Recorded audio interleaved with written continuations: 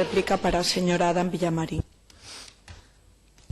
Gracias, presidenta. Señora directora Seral, teño verdadeiras dificultades para entender exactamente o que nos dixo vostede aquí. No, verdadeiras dificultades, sí, porque, primeiro, di que non cambiaron de opinión, pero a Dirección Xeral de Patrimonio, no seu momento, comunica que é necesario volver ao seu estado original este conxunto funerario e agora, 2012, legaliza unhas obras que xa están feitas e que corresponden co proxecto orixinal porque se fixeron entre 2003 e 2005 e en ningún momento se lle pide agora que se volva ao seu estado orixinal. Polo tanto, eu entendo que vostedes evidentemente teñen que colaborar coa Xustiza, como non podía ser de outro xeito, pero legalizan estas obras a petición exactamente, estamos aquí, teño aquí diante a resolución que vostedes emiten, a petición de José Carlos Pérez Montes, que solicitou a legalización das obras de reparación do adro da Iglesia Parroquial de San Pedro de Guillades, situada no Concello de Ponteareas, e vostedes acordan informar favorablemente a solicitude de referencia.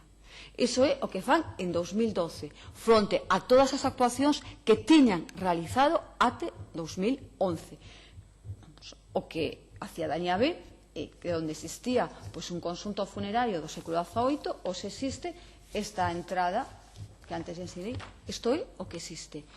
Por lo tanto, eu o que quero que, me diga claramente si dende a Dirección Xeral de Patrimonio vostede considera que isto é o que se debe facer para garantir o patrimonio cultural e histórico de Galiza. Si vostede cree que esta é unha actuación correcta, desfacer un conxunto funerario e unhos anos despois aquí paz e despois gloria, porque realmente a petición da persoa que realizou estas obras o que fai a Dirección Xeral de Patrimonio é legalizadas. Comprenderá que nos preguntemos e vostede di que insinuamos, non insinuo, pregunto, ten recibido a Consellería de Cultura algunha indicación de algún membro do Goberno galego para que se legalicen ditas obras?